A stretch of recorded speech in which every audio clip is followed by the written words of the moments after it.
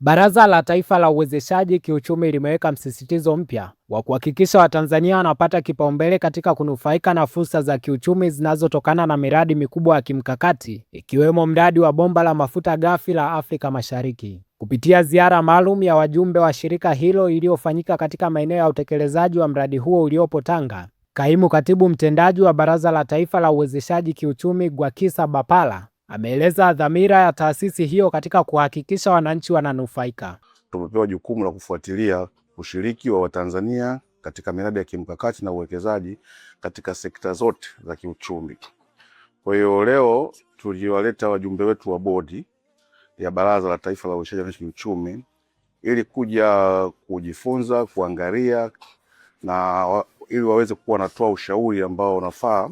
wakati tunapokuwa na vikao vyetu vya baraza, hasa pale inapokuja swala la ushiriki wa Watanzania katika uwekezaji. Kwa lengo kubwa la kuja kwetu hapa ni kuwaleta wajumbe wa bodi ili waweze kuona katika huu mradi ambao Tanzania imewekeza kwa kiasi kubwa cha fedha chini ya serikali ya awamu ya sita ya Mheshimiwa Samia Suluhu Hassan, ni kwa kiasi gani Watanzania wananufaika. Kwa kiasi kikubwa tumeona Watanzania wananufaika katika masuala ya ajira, ambayo zaidi ya watu 1836 Watanzania wameajiriwa, ambao ndo malengo makubwa ya kufuatilia ushiriki wa Tanzania. Kwa hiyo katika ushiriki wa Tanzania,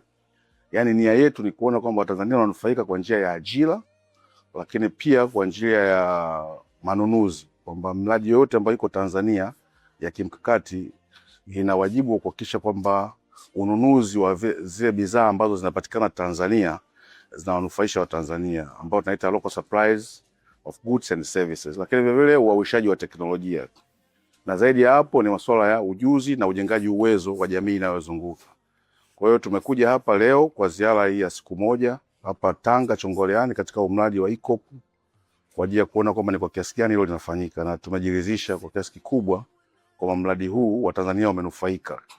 Tumeona wamenufaika kwa maana ya kusupply huduma mbalimbali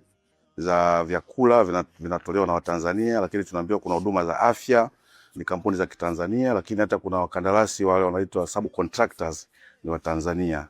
Kwa hiyo wajumbe wetu wa bodi wameridhika kwamba kuna kazi ya kufanya ya kuendelea kutushauri sawa ili nia ya serikali ya kuhakikisha kwamba kila kunapokuwa na mradi wa uwekezaji basi Watanzania wananufaika, na kuna miongozo mbalimbali ambayo imetolewa ili kuona kwamba hilo linatokea. Kwa hatua hii, taasisi inasisitiza kuwa msingi wa mafanikio ya miradi mikubwa ya kimkakati ni kuhakikisha Watanzania wanawekewa kipaumbele katika kila hatua ya utekelezaji wake, lengo likiwa ni kuifanya miradi hiyo isiwe tu ya maendeleo ya kitaifa, bali chombo cha moja kwa moja cha kuinua maisha ya wananchi na kuimarisha uchumi wa mtu mmoja mmoja. Mimi ni Felix George na hii ni Open Online Media.